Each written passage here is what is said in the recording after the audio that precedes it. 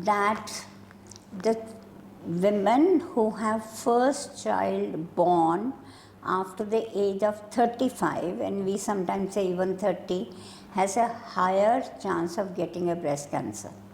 Okay. Because she hasn't breastfed, and her ovarian function, which has something to do with the breast cancer, is gone uninterrupted for 35 years.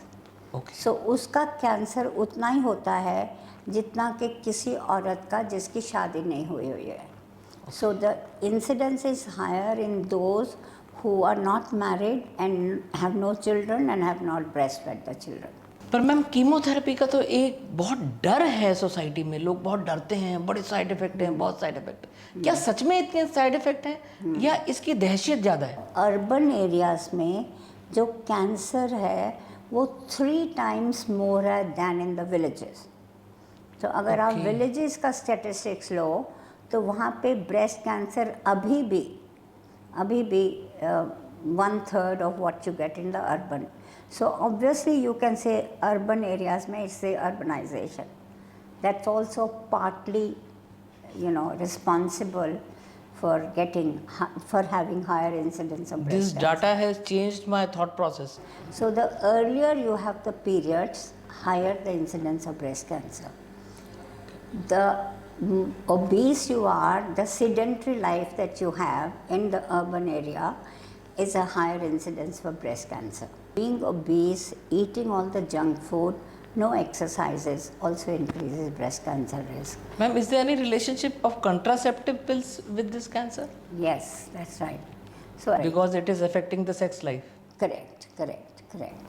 Does the bra has got any kind of relationship with this breast cancer? The perspiration, antiperspirant, जो आप under एक्सला एंटीपर्पिसेंट करते हो तो वो आपके pores को block कर देता है, तो आपका लिम्फेटिक ब्लॉक हो जाता है, तो उससे ब्रेस्ट कैंसर होता है. So that has nothing to do with the breast cancer. And she said, madam मेरी बीबी भी गई, मेरे पैसे भी गए, मेरी जॉब भी गई, मेरे बच्चे भी तितर बितर हो गए.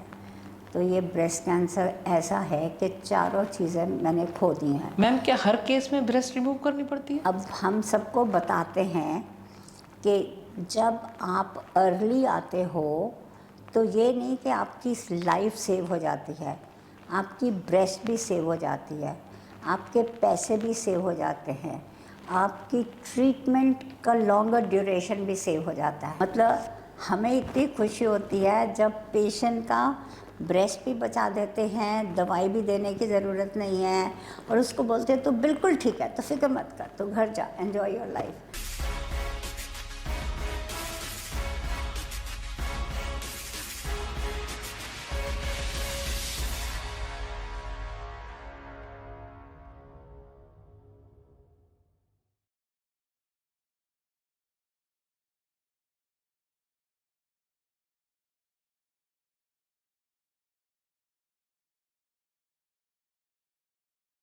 Driving deep with level next में आपका स्वागत है दोस्तों. क्या आपको मालूम है कि हमारे देश में हर साल 2 लाख लेडीज़ ऐसी होती हैं जिन्हें ब्रेस्ट कैंसर डायग्नोस होता है, और क्या आपको मालूम है उनमें से 50% यानी कि 1 लाख लेडीज़ की डेथ हो जाती है. ये डेटा इतना बड़ा है कि जैसे ही मैंने सुना उसने इतना डीप हिट किया मेरे को, दैट वी डिसाइडेड कि यार इस टॉपिक पे हमें पॉडकास्ट बनाना बहुत ज़रूरी है और लोगों तक अवेयरनेस स्प्रेड करना बहुत ज़रूरी है. और इस पे बात करने के लिए आज हमारे साथ हैं senior most oncologist surgeon specialised in breast cancer who studied in AIIMS in 1970 and trained in cancer in New York. तो 1970 से वो ब्रेस्ट कैंसर पे सर्जरीज कर रही हैं और अभी भी अपोलो में सीनियर मोस्ट सर्जन हैं. उन्होंने अपनी ज़िंदगी के 55 इयर्स इस पे लगा दिए हैं. तो शायद ही इससे अच्छा बंदा हमें कोई मिल सकता है जो इस टॉपिक पे डिटेल्ड इनसाइट नॉलेज हमारे साथ शेयर कर सके. तो मैं आज इंट्रोड्यूस करना चाहूँगा डॉक्टर रमेश सरीन से आप लोगों को, who is still working at the age of 84 years. तो doctor Sarin, welcome to our show. Thank you for having me. तो मैम, जैसे कि हम देख रहे हैं कि आपने अपनी पूरी लाइफ ही ब्रेस्ट कैंसर पे समर्पित कर दी है। मैं सबसे पहले ये जानना चाहूँगा, as a layman, actually breast cancer होता क्या है? सबसे पहले तो मैं आपको ये बता दूं कि कैंसर क्या होता है, और फिर ब्रेस्ट कैंसर का मतलब है जो कैंसर ब्रेस्ट में होता है उसको ब्रेस्ट कैंसर बोलते हैं। तो cancer is an uncontrolled growth of cells. जैसे हमारे नॉर्मल सेल्स होते हैं और हमारा इधर कोई ज़ख़म हो जाए तो वो ज़ख़म हील होता है, बाकी के सेल्स मल्टीप्लाई करेंगे, वो हील हो जाएगा। जब वो हील हो जाएगा तो यहाँ से सेंसेशंस जाएंगी ब्रेन को कि ये हील हो गया, अब तुम बंद कर दो मल्टीप्लाई करना। पर वो जो सेल्स होते हैं कैंसर के सेल्स, वो ब्रेन के कंट्रोल में नहीं होते हैं। So they continue to multiply for no reason. मतलब उनको ऐसा नहीं कि कुछ हील करना है, वो ऐसे ही कुछ एबनॉर्मल हो जाते हैं।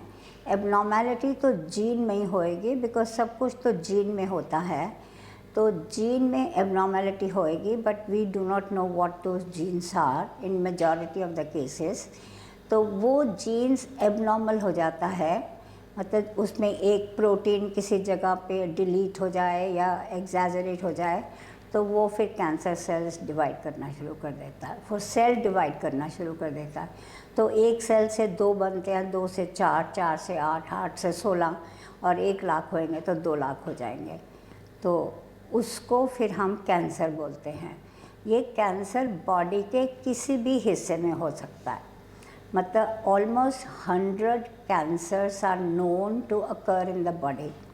जैसे ब्रेन में अगर होगा तो उसको ब्रेन कैंसर बोलेंगे, लंग्स में होएगा तो उसको लंग कैंसर बोलेंगे, किडनी में होगा तो किडनी कैंसर बोलेंगे, और ब्रेस्ट में होएगा तो ब्रेस्ट कैंसर बोलेंगे। इन सब कैंसर्स का कैरेक्टर फ़र्क होता है, ट्रीटमेंट फ़र्क होती है, इन्वेस्टिगेशंस टू डायग्नोज फ़र्क होते हैं।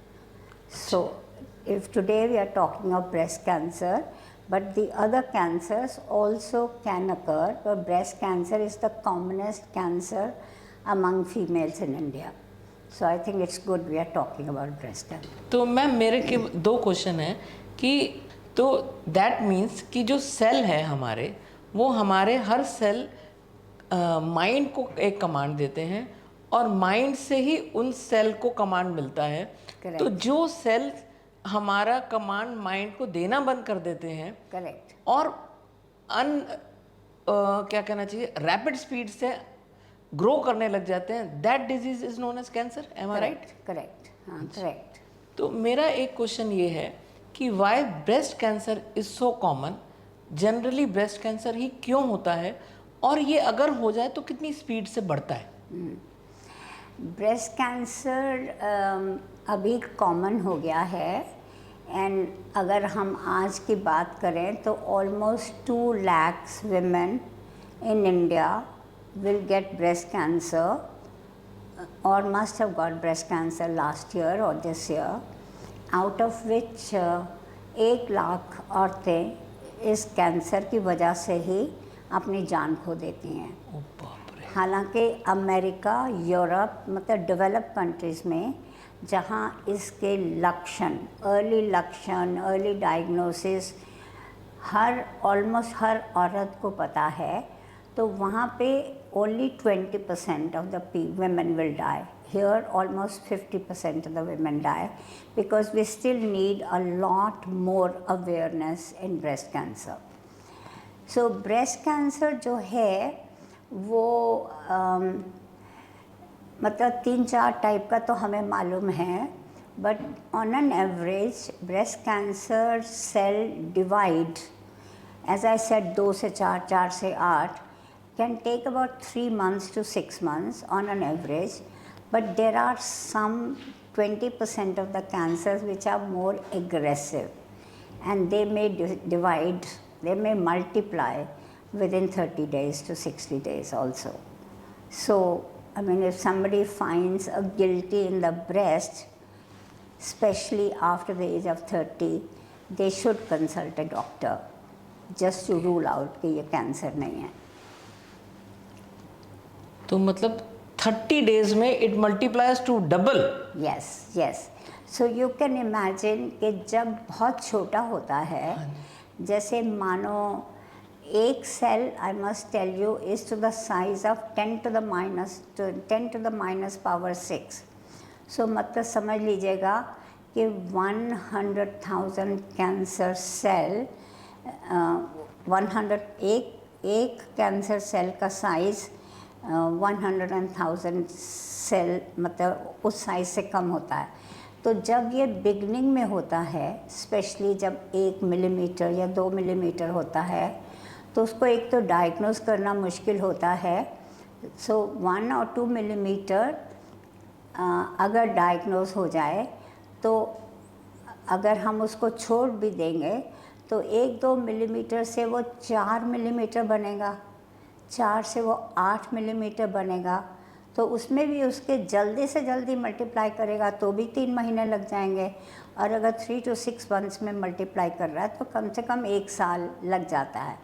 सो हमारे पास जो भी औरत आती है, काफ़ी सारी औरतें पूछती हैं कि मैडम ये कब से हो रहा है मेरी ब्रेस्ट में. तो इसलिए उनको हम नॉर्मली बताते हैं कि ये कल का नहीं है, ये तो इसको हो सकता है 1-2 साल से हो, और अगर आपने करी होती मैमोग्राफी तो शायद जल्दी डायग्नोज हो जाता.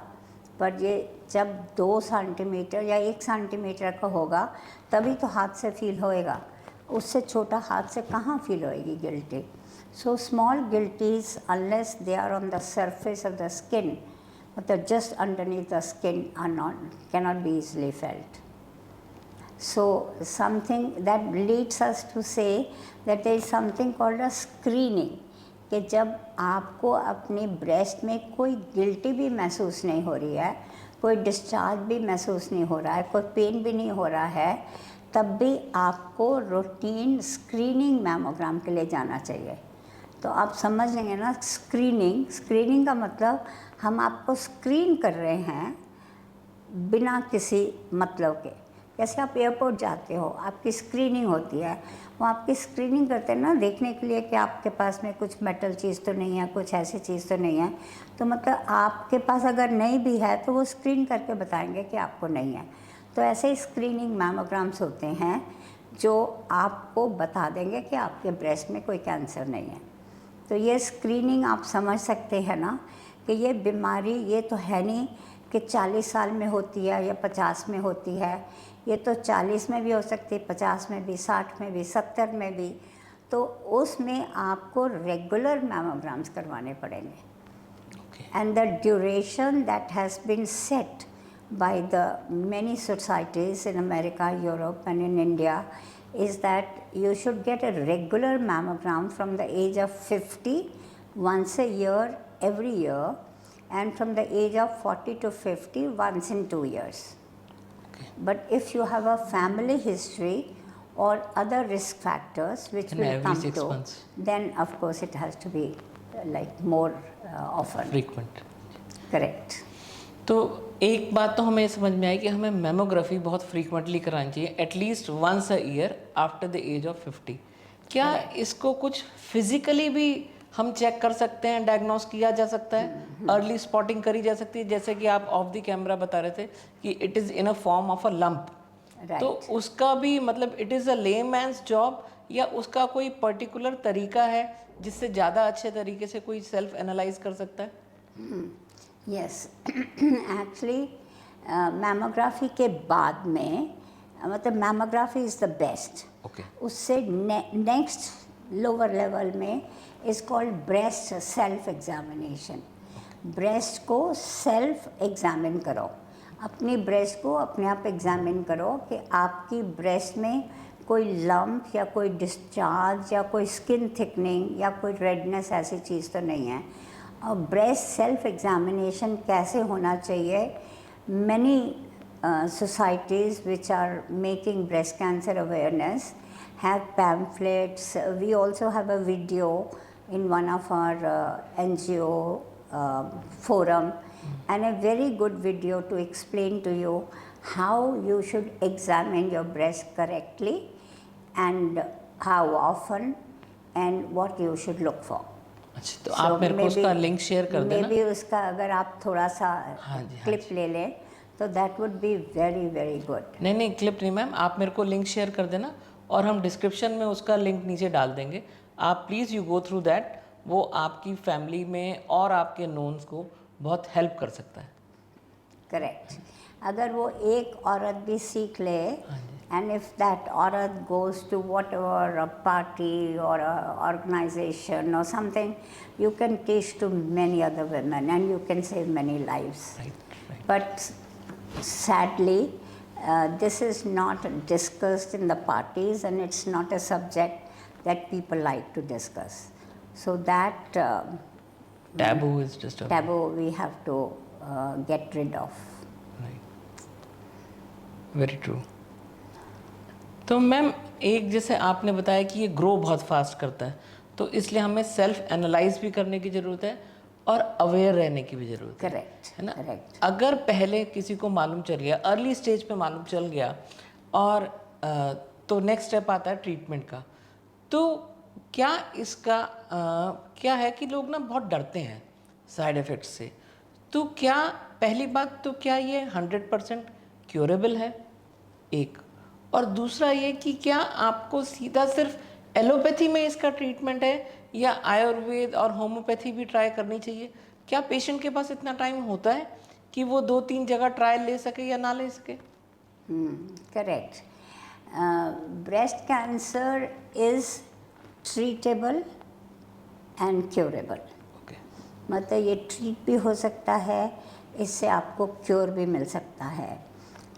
And you will be happy to know that breast cancer treatment has advanced in the last 100 years in our system, in allopathic system, and with that, if the survival before, let's say 100 years before, was 50%, now the survival has gone up to 90%, and that 40% increase, 50% of that 40% increase is because of early diagnosis with breast self-examination and screening mammogram, and 50% is due to development of new drugs and the various trials of investigating that new drugs, and very very effective drugs have come up, which is called chemotherapy, in the form of killing your cells and giving you a cure. So now we are talking of cure rates of 90% in early breast cancer. तो chemotherapy is must in the treatment of cancer, or chemotherapy is the only way to treat cancer? No. As I said, that if a lady comes in the early stage, 50% to 60% of that lady can be treated with just surgery alone. आप उसका operation कर दो, अच्छे से निकाल दो, तो 50-60% chance उसके सर्वाइवल के तो सिर्फ सर्जरी से है। अगर हम 60% को 90% में कन्वर्ट करना चाहते हैं, तो उसके टाइप की कैंसर के लिए थोड़ी कीमोथेरेपी, थोड़ी रेडिएशन, थोड़ी इम्यूनोथेरेपी दे के हम अप टू 90% कर सकते हैं। So obviously any women who comes and if we say ये क्योरेबल है, तो we want to give her the maximum chance up to 90% for a cure. अगर हमारे पास कोई भी दवाई है, we would offer that, discuss that, and then tell them the side effects, tell them the cost, and tell them how long it takes, and then the whole discussion goes on between the patient and the doctor and the relations. And after convincing them, if they take the treatment which is advised, then their cure rate goes up to 90%. And no women will deny the treatment. अगर उनको 5% भी extra benefit हो रहा है तो वो ज़रूर लेंगी, because as you know mister Rahul, life is so precious and so enjoyable that you don't want to miss the chance of getting it cured. पर मैम कीमोथेरेपी का तो एक बहुत डर है सोसाइटी में, लोग बहुत डरते हैं, बड़े साइड इफेक्ट हैं, बहुत साइड इफेक्ट। क्या सच में इतने साइड इफेक्ट हैं या इसकी दहशत ज़्यादा है? नहीं, कीमोथेरेपी के साइड इफ़ेक्ट्स तो हैं। पहले हमारे पास सिर्फ कीमोथेरेपी थी। तो कीमोथेरेपी का मतलब है कीमो ड्रग्स जो आपके बॉडी में डिवाइडिंग सेल्स हैं, जो सेल्स आपके बॉडी में डिवाइड कर रहे हैं उन सबको मारेगा। वो कैंसर सेल्स हैं या बॉडी में नेचुरल डिवाइडिंग सेल्स हैं। And if you can imagine कि हमने कहा ना cancer is an uncontrolled growth of cancer cells, so वो डिवाइडिंग सेल्स है उसको तो मारेगा। उसके साथ साथ जो हमारी बॉडी में सेल्स जो सारी उम्र डिवाइड करते रहते हैं वो है बोन मैरो, आपके ब्लड सेल्स। आपको पता है ना, आरबीसीज जो हीमोग्लोबिन बनाते हैं, प्लेटलेट्स जो आपकी ब्लीडिंग कंट्रोल करते हैं, वाइट सेल जो इम्यूनिटी के हैं। तो आपके जो वाइट सेल है उनकी लाइफ आपकी सिर्फ 10 घंटे से 24 घंटे तक होती है। मतलब वो बनते हैं फैक्ट्री में, और टूट बॉडी जाते में हैं। आते हैं, इम्यूनिटी जो भी करनी है करते हैं, वो मर जाते हैं, फिर और आते हैं। So there is a continuous production. Similarly platelets also have a life of 72 hours. तो अब ये जो कीमोथेरेपी पहले शुरू हुई थी, ये नॉर्मल सेल्स को भी मारती है और कैंसर सेल्स को भी मारती है। तो normal cells as I said जो बोन मैरो में हैं वो तो हैं ही हैं। फिर आपको पता है आपके हेयर ग्रो करते हैं, आपके नेल्स ग्रो करते हैं। आपको पता है आपका स्टमक का जो लाइनिंग है वो भी हर 7 और 14 दिन के बीच में श्रेड होता है, नया आता है। सो वो जीआई ट्रबल्स होती हैं। सो पहले वाली कीमोथेरेपी में बहुत nausea, vomiting, weakness, not feeling well, hair loss, total hair loss, that was too much for a women to take. कि बाल भी चले गए, आप बिल्कुल एकदम रोड हो गए, and so your self image goes down for that period of time जब तक आप कीमो ले रहे हो। But now in addition to chemo we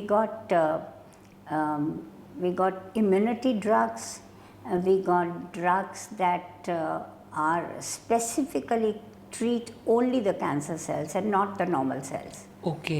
So if you have that medicine and you have that kind of cancer, that will just go and kill your cancer cells and not your normal body cells.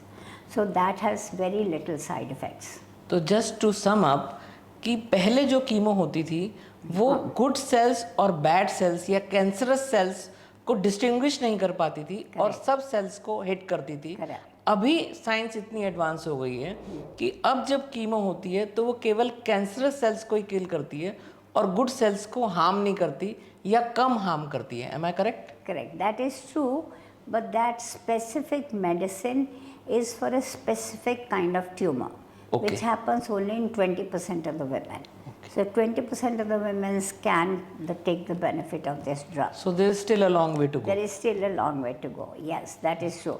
But in the same vein, you can say कि पहले जब side effects होते थे तो उसमें nausea, vomiting ये सब होता था।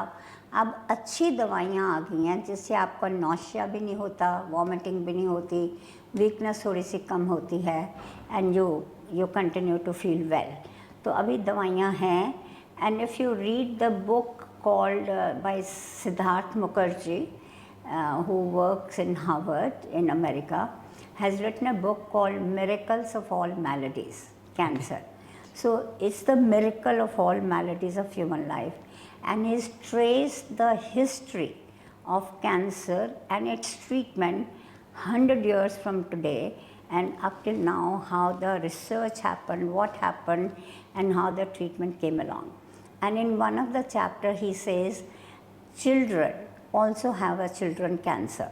Okay. And 90% of those children were dying 100 years ago. मतलब आज डायग्नोज हुआ तो 1 साल तक वो नहीं रहते थे। अभी 90% of the children are surviving today's date. तो that is drastic change. With drastic change with chemotherapy. तो वो साइड इफ़ेक्ट्स होते हैं but we can manage the side effects.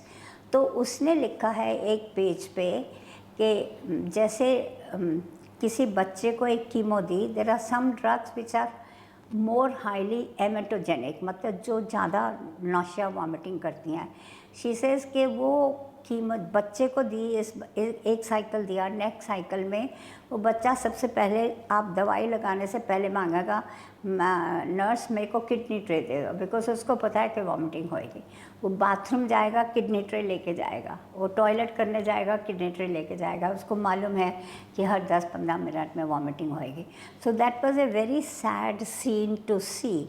Since then of course drugs have improved and the medicine to take away the side effects are there. So now chemo का इतना डर नहीं होना चाहिए जितना कि 50 साल या 100 साल पहले था। Okay. That is a beautiful insight. Correct. That's true. तो मैं एक बात और पूछना चाहूँगा मैम, बिकॉज कॉमन पब्लिक में ना इंफॉर्मेशन तो बहुत है, अब इंफॉर्मेशन सही कितनी है और गलत कितनी है, you are the right person to tell about it, है ना? तो माय क्वेश्चन इज, क्या ये जो कैंसर है, is this a lifestyle disease? क्या जो अर्बनाइजेशन है हम में, जैसे आप कह रहे थे कि 2 lakh people get cancer every year of breast only, every year, तो क्या urbanisation is responsible for it? क्या हमारे लाइफस्टाइल से इस पे बहुत प्रभाव पड़ा है? हाँ, that's true. It's called a lifestyle disease, which is like NCD, non-communicable diseases. It's a lifestyle disease, and the incidence of breast cancer has risen up as there is more urbanization, more industrialization, and more the diet and the exercise patterns have gone for the worse. So one, we know that these are the causes that the cancer has gone up, especially of the breast, and also we know urban areas में जो cancer है वो 3 times more है than in the villages. तो अगर आप villages का statistics लो तो वहाँ पे breast cancer अभी भी 1/3 of what you get in the urban. So obviously you can say urban areas में it's the urbanization. That's also partly, responsible for having higher incidence of breast This cancer. data has changed my thought process. मैं सोच रहा था कि गांव देहात में बेचारे लोगों को अवेयरनेस नहीं है, तो इतनी दिक्कत होती होगी, लेकिन अवेयरनेस से उल्टी एक बात ये भी है कि उनका lifestyle is much better in comparison to the urban people, इसलिए यहाँ पर दिक्कत ज़्यादा है। यहाँ पे दिक्कत ज़्यादा है। Obviously you can see in the villages, the special villages, you can breathe better air. Apart from this pollution, because pollution, air pollution तो किसी के हाथ में नहीं है। अगर कोई दिल्ली में रह रहा है, बॉम्बे में रह रहा है, बैंगलोर में रह रहा है, तो उसके हाथ में नहीं है। लेकिन और क्या चेंजेस वो अपने लाइफस्टाइल में ला सकता है जिससे हेल्दी लिविंग की तरफ हो जाए? तो लाइफस्टाइल ये है, the studies have shown that the women who have first child born after the age of 35, and we sometimes say even 30, has a higher chance of getting a breast cancer. Because she hasn't breastfed, and her ovarian function, which has something to do with the breast cancer, is gone uninterrupted for 35 years.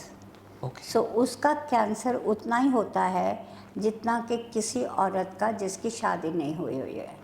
So the incidence is higher in those who are not married and have no children and have not breastfed the children. In villages, of course, every child is breastfed, not 6 months, but 1 year and 2 years. And by the time 2 years have passed, the woman is ready for another child. And when that child is born, she's again breastfed for 6 months to 2 years. So she has no free time, free age where the ovarian function is not interrupted. So interruption of the ovarian function by bearing a child, breastfeeding, decreases the incidence. Before the age of 35? Before the age of 35. So uninterrupted function of the ovaries has something to do with. So that is one. And secondly, if you can see that the women in the urban areas, the children, now have their first periods of puberty at the age of 11 and 12 because they are better fed. You can see 12, 13-year-old girls are full-blown girls, Yes. right? And if you know this Mr. Whatever his name is, that 16-year-old cricketer. हाँ जी हाँ जी recently In the Rajasthan Rajasthan this team one, क्या नाम था is उसका only Vaibhav. वैभव, हाँ जी। Is only 16 or 16 and a half. Does he look less in age than you can say, you know, Then other players playing other around? players? No, He not looks at all. the same. So the people grow up better, faster because of the diet. And in villages, the period starts at the age of 16 or 17 because they are undernourished. Okay. वो पतले दुबले काम करते हैं. So the earlier you have the periods, higher the incidence of breast cancer. The obese you are, the sedentary life that you have in the urban area is a higher incidence for breast cancer. And when a woman's period stops, if for an example 40-45 साल की उम्र में किसी के periods बंद हो जाएं तो उसको लगता है कि उसके फेस पे झुर्रियाँ जल्दी आ जाएंगी क्योंकि पीरियड से you remain active sexually physically and you have less wrinkles. तो ये वुमेन कहती हैं कि हमें हार्मोन्स दे दो जिसमें ओवरीज और प्रोजेस्टेरोन होता है, ईस्ट्रोजन एंड प्रोजेस्टेरोन. तो if you are taking those hormones then also your risk is higher. So being sedentary, being obese, eating all the junk food, no exercises also increases breast cancer risk. So this is all urban. And now people working from home, sitting on the computer all the time. So that's why lots of people are now aware कि अगर आप बैठ के भी काम कर रहे हो तो every half an hour to 1 hour you should have a little walk around and you must have a walk in the morning or in the night. या कुछ फिजिकल एक्टिविटीज या कोई Physical, क्लब ज्वाइन कर हाँ, लें, correct, gym जाएं correct. या Zumba या योगा कोई क्लासेस शुरू कर दें तो दैट विल हेल्प. कुछ भी करें, it helps. But we say the easiest thing which doesn't cost you money is walking. Right. So if you That is walk free of for cost. half an hour to 45 minutes, it's good. So and the आदत, आपकी आदत बचपन से शुरू होनी चाहिए. ये हमें नहीं मालूम था जब हम 40-45 साल के थे तो हमने ये इतना अडॉप्ट नहीं करा. ऑफ कोर्स विलेज वाले लोगों को तो पता था वॉकिंग होती है. तो my father and my brothers walk, but since I was studying medicine we always said no time. तो मैम जैसे अर्बनाइजेशन की हम बात कर रहे थे तो generally most of the people, not all, अब आजकल अल्कोहल कंजम्पशन भी जो है वो बहुत बढ़ गया है. क्या इससे भी फ़र्क पड़ता है? Yes, alcohol is also incriminated as one of the factors for a higher risk. But that alcohol intake has to be in a larger amount, okay. larger quantity. And but small quantity social drinking is quite okay, which I think any other disease, the social drinking once in a week or once in a month is considered okay. But heavy drinking, of course, is not good for anything. Heavy drinking and alcohol and smoking, I mean, increases your cancer of the lungs, cancer of the esophagus, cancer of the stomach, which are bad cancers. Okay. So breast cancer is one of the 3 most curable cancers. The other cancer is a cervical cancer, वो भी औरतों में होता है. तो पहले cervical cancer बहुत होता था. Like 30 years ago, cervical cancer was the top cancer in women and breast cancer was number 2. Now breast cancer has taken over cervical cancer because cervical cancer होता है if you have multiple partners or if you have lots of infections. Cervical cancer is due to partners? मतलब it's HPV, if you heard of HPV. तो HPV transmit हो जाता है and if you have multiple partners you have more chance of getting an HPV. तो वो बहुत होता था.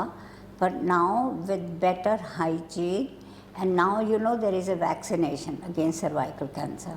एक वैक्सीन निकला है कि सर्वाइकल कैंसर प्रिवेंट हो सकता है, तो उसका इतना प्रचार और इतना अवेयरनेस हो रही है, so that has brought down the incidence of cervical cancer. But cervical cancer takes many years to come up, 5 years. So there is a big time for you to get it diagnosed if you go for a routine pap smear. So it grows at a very less speed very in slow comparison pace. to the breast cancer. Very slow pace. So इसलिए जब तक वो 1 centimetre का होता है, 2-3 साल से बड़ा होता है, तो अगर आप रूटीन स्क्रीनिंग के लिए जाएंगे तो आपका पकड़ा जाएगा. Ma'am, is there any relationship of contraceptive pills with this cancer? Yes, that's right. So as I said, those women who have early menopause means जब periods बंद हो जाते हैं. जब periods बंद हो जाते हैं तभी तो hormones की ज़रूरत पड़ती है ना. पहले तो hormones की क्या ज़रूरत है. But I must say it's not written in the books, but we have seen that if a woman has more number of IVFs, IVF में बहुत हार्मोन्स यूज़ होते हैं, मतलब आदमी को पता नहीं होता उसका क्या हाल है, because injections after injection. So if you undergoing many cycles of IVF, we have seen that the chance of breast cancer is little higher, which means hormones have got something to do with it. And similarly, if a woman who has a menopause and she goes on hormone replacement to look good, to be sexually active, to be otherwise active, so if you take it for longer than 2 years, the incidence is much higher. Ma'am So ये we हमें नहीं dissuade मालूम था women not to कि take menopause के बाद hormonal replacement भी होता है. हाँ. इसके बारे में भी कुछ बताइए, हमारे ऑडियंस को मालूम चलेगा. हाँ, और तो IVF also.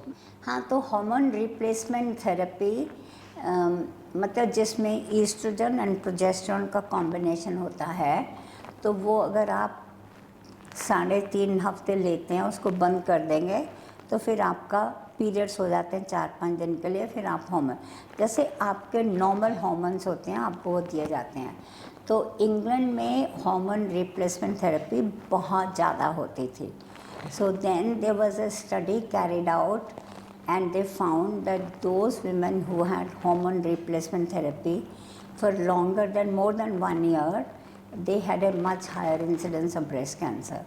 So the ladies do not want menopause to happen early, therefore they go for such kind of medications. Correct. You're right. Because it is affecting the sex life. Correct. और अंग्रेज़ों में तो आपको पता है ना, I mean the sex life matters and the activity and your vigor and your energy matters and your face matters. So वो India में इतना ज़्यादा नहीं होता था. Okay. But इंग्लैंड में ये स्टडी हुई and since then we are also careful about not giving hormone therapy.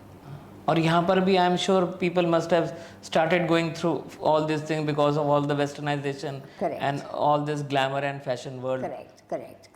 Correct. Yeah, but they now every gynecologist who will give you post-menopausal hormones also will advise you to go strongly for a breast screening program every year, mammography. मतलब वो सब gynecologist को पता है. So fashion industry, film industry, even if they are taking it, they are very careful about screening. Okay. Ma'am, क्या does the bra has got any kind of relationship with this breast cancer? There are lots of myths and facts about breast cancer, and one of them is wearing a bra. And they thought that the bra, which is like tightens you at the bottom, at the inframammary crease, वो आपका lymphatic नहीं drain होने देता, तो उसकी वजह से आपको ब्रेस्ट कैंसर ज़्यादा होता है. But I think the studies have shown wearing bra has nothing to do with breast cancer. Sometimes college children have asked us, wearing black bra, does it matter? So no color matters. Wearing bra even in the daytime and even at night, it doesn't increase your risk of breast cancer. The other myths associated with breast cancer are that perspiration, antiperspirant, जो आप under एक्सला एंटीपर्पिसन करते हो तो वो आपके pores को block कर देता है, तो आपका लिम्फेटिक ब्लॉक मतलब ब्लॉक हो जाता है, तो उससे ब्रेस्ट कैंसर होता है. So that has nothing to do with the breast cancer. फिर वो कहते हैं उसको छेड़ने से जल्दी फैल जाता है. That is also a total myth. If you can, I tell women, if you can imagine कि एक औरत मेरे पास अभी रिसेंटली आई, उसने कहा कि मैं जब योगा करती हूँ और फ्लैट लेटती हूँ तो मेरे ब्रेस्ट में वो दर्द होता है फ्लैट लेटने से. एंड सो मैंने सोचा ये दर्द क्यों हो रहा है, तो इसलिए उसने फील करा या एक्सरे करवाए तो उसका ट्यूमर कोई 5-6 सेंटीमीटर था. इमेजिन इतना बड़ा tumour. You have not felt it with hand because you never put your hand on the breast. You have not. But आपको फील हुआ जब आप उल्टा लेटे तो वो जब प्रेस हुआ तो उसको फील हुआ कि ये पेन हो रहा है. And then she looked for the. Was it on the surface area? हैं, ये अभी आई थी रिसेंटली और इतना बड़ा सा ट्यूमर लेके. कि मैं योगा करती हूँ, मैं उल्टी लेटी तो मेरे को दर्द हुआ तो मैंने फील करा ये दर्द क्यों हो रहा है. मतलब कि she did not know how to do a breast self-examination. She was not aware to do screening mammogram. I mean, she had no awareness, and she's an urban lady. So we have many women still coming from the urban areas who have no knowledge of awareness of breast cancer, in spite of so many breast cancer NGOs are there in Delhi, are there in urban areas. They are doing their best to spread awareness, पर वो अभी तक awareness दिमाग में नहीं गई है. Ma'am, I also read an article somewhere, कितना सही है कितना गलत आप बताएंगे, कि the ladies should not wear bra at night because in the morning you are going for work or somewhere, so it is necessary for you to be smart or be in shape, but they can avoid wearing it at night. Is it true? Has it got any relationship with the growth or with the breast cancer? Yeah, no, it has nothing to do with breast cancer, but yes, you want to feel comfortable. Okay. You wear comfortable clothes at night. Your night suit should be thoda dheela, not tight and all that. So obviously you feel comfortable to sleep without the bra. But अगर किसी को breast में pain है और bra पहनने से वो pen ठीक हो जाता है. Some people have very large breasts, so even just hanging of the breast is uncomfortable. So if for them, if they wear a bra and they get, तो उनका रात को पहन के सोना भी कोई प्रॉब्लम नहीं है. So मतलब ब्रा का कुछ लेना देना नहीं है ब्रेस्ट कैंसर के साथ में. और मैम, आपको इतना समय हो गया, कोई वियर्डेस्ट एग्जाम्पल, कोई पेशेंट आपके पास आया हो जिसे देख के आपने एकदम सर ही पकड़ लिया हो कि यार क्या हो क्या रहा है ये, ऐसा कोई एग्जांपल आप शेयर करना चाहेंगे हमारे साथ? हाँ, नहीं, वो तो खैर बहुत सारे हैं जो हम बहुत अर्ली स्टेज में पकड़ते हैं. But I can tell you how the awareness for breast cancer is still so little. It's better now. I'm talking of patient who came about 10 years ago. There was no awareness. There was very little awareness.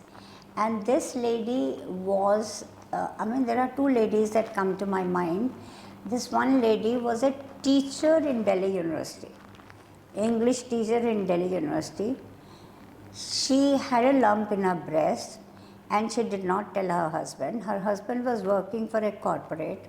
She did not tell her. छोटा था नहीं बताया. बड़ा हो गया तो उसने सोचा कि उसको शर्म आई बताने में.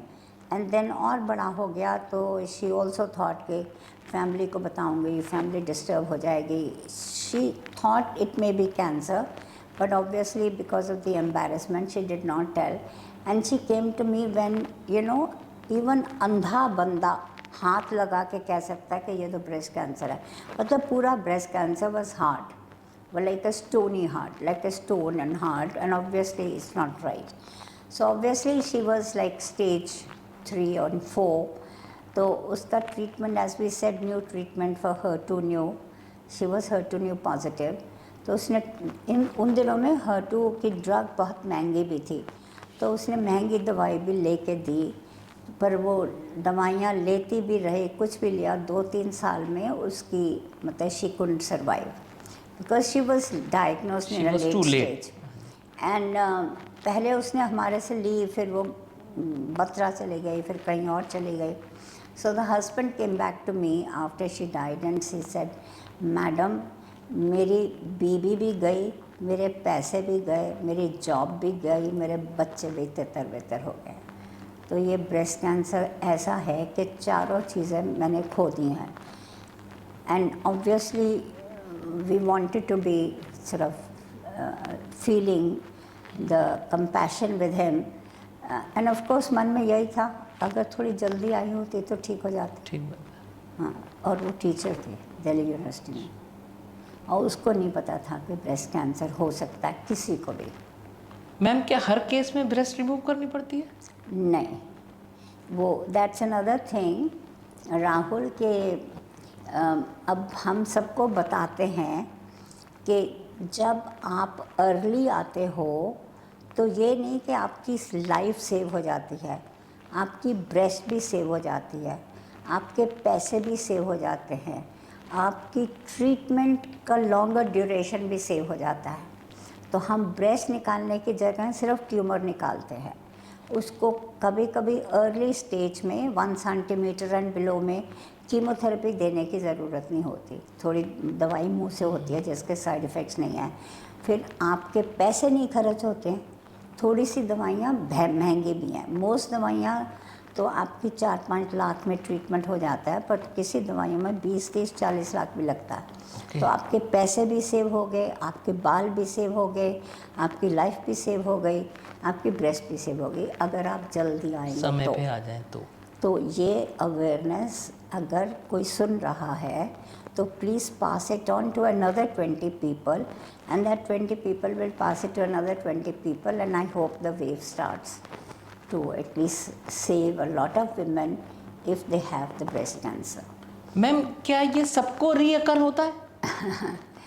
जो ब्रेस्ट कैंसर है क्या सभी को रीअकर होता है ये? नहीं, सभी को रीअकर का तो सवाल ही नहीं उठता. आपको मैंने बताया ना कि 100 में से 90 लोग तो हम कह सकते हैं कि आप लाइफ लॉन्ग के लिए ठीक हो गए, तो इसलिए रिकर का सवाल ही नहीं है. पर 10% लोगों को ये वापस आ सकता है. तो उसके लिए हम सबको साल में एक बारी मैमोग्राफी एंड चेकअप के लिए बुलाते हैं. मैमोग्राफी हो गई, हाथ से देखा, कुछ देखा कि आपकी बोन्स कैसी हैं, आपकी तबीयत कैसी है, कोई और तबीयत तो नहीं है. So everything you are treated as a whole after that. So when women come routinely every year for a follow up, the opposite breast और the same breast जो बची हुई है उसका रिस्क थोड़ा ज़्यादा हो जाता है. अगर आपको हुआ है, जिस भी वजह से हुआ है, तो वो वजह तो हमने ठीक नहीं करी, वो वजह तो बॉडी में या जीन्स में कहीं पर है, वो हमें पता नहीं है. हमने ट्यूमर का ट्रीटमेंट किया. हमने तो ट्यूमर का ट्रीटमेंट करा, हमने कॉज का तो ट्रीटमेंट ही नहीं करा. वो कॉज तो आपकी बॉडी में है, so obviously you are at a higher risk. So we have diagnosed women who come for a regular checkup with the cancer on the opposite side at stage 0 and stage 1 and stage 1.5. तो उनकी life और फिर ज़बरदस्त save हो जाती है. So again through this interview, if you are treated for breast cancer, go for a regular checkup to the doctor who's treated you. And once a year is not a very big thing. And most of us हम पूरा उनका health checkup करवा देते हैं. मतलब 6-7 हज़ार में mammogram भी हो गए, ब्लड टेस्ट भी हो गए, चेस्ट एक्सरे भी हो गए, पैप स्मेयर भी हो गया, तो आपका एटलीस्ट मोटा तो सब कुछ. मैम अब हम इसके एंड पे आ रहे हैं, तो मैं ये जैसे मैं अभी ऑफ द कैमरा आप बता रहे थे आपका एनजीओ है और आप इतना अच्छा काम कर रहे हैं, मैं चाहूँगा कि आप हमारे ऑडियंस को भी बताएं कि क्या ऐसा पॉइंट था जिसने आपको ट्रिगर किया. एक वो पॉइंट क्या था, और दूसरा you decided that you should give back to the society, और उसमें आप लोग क्या क्या कर रहे हैं ये भी थोड़ा बताइए हमारे ऑडियंस को. Right, that's also a good question. I mean, this was about in 2001, that's 24 years ago, when we started our own NGO. So I had one radiologist who do mammograms, Okay. is Dr. Colonel Pant, and very good radiologist. So we used to sit together, diagnose patients together. So he would send me the patients that he's seen, and two times, one time again another patient came who was running a huge empire of a business. She was running 4 or 10 factories where they were making drugs and all that, and she was the lady running it, and she had a lump in the breast which she ignored, and then it became into a ulcer, मतलब अच्छा। वो फट गया और वो ज़ख्म हो गया, तो वो ज़ख्म को रोज़ ट्रीट करती थी, अपने आप ही हल्दी लगा के अनट्रीट करती थी। उसने घर में जितने भी नौकर चाकर थे किसी को नहीं बताया था, टिल वन डे पता नहीं उसमें ब्लीडिंग हुई कि क्या हुई, she came to colonel Pant. So obviously इतना बड़ा ट्यूमर तो स्प्रेड कर गया बॉडी में, तो उसके लंग्स में, लिवर में, बोन्स में, सब जगह था। सो ऑब्वियसली वी थॉट कि एटलीस्ट ये जो ज़ख्म है जो ब्लीड कर रहा है उसको तो कम से कम हम कुछ कंट्रोल कर दें, तो कि कुछ तकलीफ दवाई, उनको कम कुछ दवाई तो उसको, कुछ तकलीफ तो उसकी कम कर दें। सो मैंने उसको दाखिल करा, and I my self did the dressing in the evening. तो वो ड्रेसिंग में मैंने जो भी ऊपर गंद फंद था मैंने उसको सफ़ा करा, एंड ऑब्वियसली थोड़ी ब्लीडिंग हुई, कुछ हुआ, weather that part, because I cleaned the zakham and all that, and there was some bleeding and all that. I do not know whether that spread some infection or whatever. The next day when we wanted to start a treatment, she was no more there. So she was in the hospital for only 12 hours and she just died. And this was a lady who had an empire of businesses running, and she didn't come to the doctor when the lump was small, till the time it was oozing, bleeding, she was dressing it herself. So that was one, that इतनी पहुंची हुई ladies को awareness नहीं है, तो हम छोटे मोटे घर वालों को क्या बोलेंगे। So that was one that we should start an awareness, because there is no awareness in Delhi. And then a couple of ladies who were diagnosed, and the moment you tell them, one lady told me कि जैसे ही मैंने, बाद में उसने बताया कि जैसे ही मैंने उसको बताया कि आपको ब्रेस्ट कैंसर है, सब लोग सोचते हैं कि ये जानलेवा है, कि कैंसर हो गया, अब टाइम आ गया। हाँ टाइम आ गया, आ गए। तो शी सेड जैसे ही आपने बताया वैसे ही आई फेल्ट कि मेरे लेग्स में स्ट्रेंथ नहीं है। आई इमेजिन और आई dreamed I was like in another, मतलब अर्थ में ना होके कहीं और वो मतलब फ्लाई कर रही है, और उसकी लेग्स में स्ट्रेंथ नहीं है, और उसको बिल्कुल सामने लाइट जाते हुए और एंड में उसको काला काला काला दिख रहा है, कहीं पे कुछ लाइट नहीं दिख रही, and she thought this was my end and I am going to die. So she described all this, and so we felt so bad कि, and specially if you come late, you मतलब every woman possibly goes through this kind of a phenomena when you tell them. So that actually brings me to another point, that if you want to get treated for breast cancer, if you happen to get it, अब ये किसको होगा नहीं पता किसी को, there are risk factor as we said, obese, no exercising, eating junk food, and your own family history, and your own history is higher risk, and that we said early puberty, late menopause, and taking postmenopausal hormones, all these are risk factors. So otherwise risk factors वालों को थोड़ा ज़्यादा होता है, पर यह किसी को भी हो सकता है। And if you happen to be the one unfortunate person to get it, the first thing that patient has to do is to accept it. That acceptance does not come even when they get complete treatment. Okay हाँ, they don't accept कि ये मेरे को हो सकता है, मेरे को कैसे हो सकता है, मैं तो अच्छी बीवी हूँ, मैं तो अच्छी बहन हूँ, मैं तो अच्छी बेटी हूँ, मैं तो अच्छी मदर हूँ, मैंने सब कुछ ठीक करा है, मैं किसी और बंदे के साथ सोई नहीं, एक ही बंदा मेरा है दुनिया में, तो मेरे को कैसे हो सकता है. So that acceptance doesn't come. मतलब ये किसी को भी हो सकता है. लोग इसको कर्मा से रिलेट करना शुरू कर देते होंगे. कर्मा से रिलेट करना चाहिए. अब कर्मा में अब we do not know karmas, you know. अब कर्मों का फल है कि यहाँ कुछ करा आपने उसका फल है, बट दिस इज ट्रू कि अगर हो गया तो एक्सेप्ट कर लो और अर्ली मेडिकेशन पे जाओ. अर्ली मेडिकेशन पे जाओ. And I tell you, lots of women have told us that our life has changed for the better. कि हमारी लाइफ में कंपैशन ज़्यादा हो गया है, फीलिंग फॉर द अदर्स ज़्यादा हो गई है, सेवा भाव ज़्यादा हो गया है. हम फ्रूट वाले के साथ में और सब्ज़ी वाले के साथ में हम बहस नहीं करते कि 2 रुपये कम कर लो, बिकॉज वी नो दैट वो गरीब है. एंड यू नो, सो दे से हमारा इवन हमारी आवाज़, जो भी कोई अगर डॉक्टर है या हेल्थ इंडस्ट्री में है, वो कहते हैं कि पेशेंट्स में आके बोलते हैं कि डॉक्टर साहब आपकी तो जवाब में इतना कंपैशन हो गया. So women change for the better.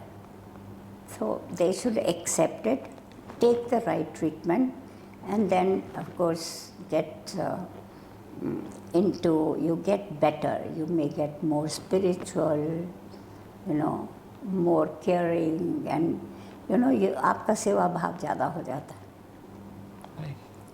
So that's also good that happens to women who gets breast cancer. नहीं, I can feel the compassion कि जब भी आप मेमोग्राफी की बात बता रहे थे तो मेरे बैक ऑफ द माइंड चल रहा था कि यार हम इसमें कैसे कंट्रीब्यूट कर सकते हैं.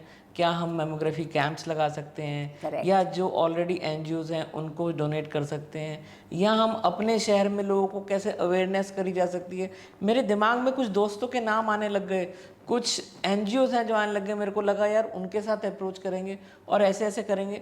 जब आपके साथ 1 घंटा बैठ के मेरे को लग रहा है कि ये इतना पेनफुल प्रोसेस है और आधा is just because of unawareness, तो जिसके साथ बीतती होगी तो उस पर तो चेंजेस आएंगे for sure. Correct. If they have a good heart and mind Correct. तो आएंगे. हाँ. तो हम आपके एनजीओ की बात कर रहे थे कि उसमें आप कैसे कैसे लोगों की मदद करते हैं. So is based on all these people,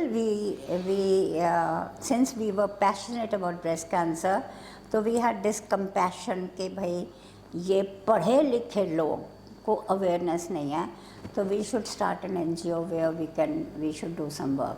So NGO is small, but the Impact NGO is big. हाँ, But the impact is big. I but know. the impact is big because we all work without any salaries. Everybody works as a voluntary. So that's why it continues to be small. But we were very active initially, like doing awareness camps, examining women, even in the villages, in corporate and factors and colleges and Delhi universities and many other places we went and gave lots of lectures. And I think it's not our NGO, but there are many other NGOs. Rotarians now have a breast cancer chapter. They're doing a lot of work. Indian Cancer Society is doing a lot of work. There are other NGOs. So all of them has made some impact. More people are aware. Now I see people coming to me at stage 1, quite a lot of them. मतलब कल 2 surgeries है, दोनों की दोनों 2 centimetre से कम tumour की हैं और दोनों का दोनों ब्रेस्ट सेविंग ऑपरेशंस हो रहे हैं. आपको कितना अच्छा लगता और होगा एक ऐसे में? डॉक्टर की, और कितना अच्छा लगता है. You are very right. मतलब हमें इतनी खुशी होती है जब पेशेंट का ब्रेस्ट भी बचा देते हैं, दवाई भी देने की ज़रूरत नहीं है, और उसको बोलते हैं तो बिल्कुल ठीक है, तो फिक्र मत कर, तो घर जा, enjoy your life. So we feel good, and if a patient is not doing good, we feel bad. Right. Yes, that is true. मतलब चाहे डॉक्टर हो, and when you go home, those emotions should not go with you, but while you are in the clinic, I mean, you get impacted. Right. Thank you so much, ma'am.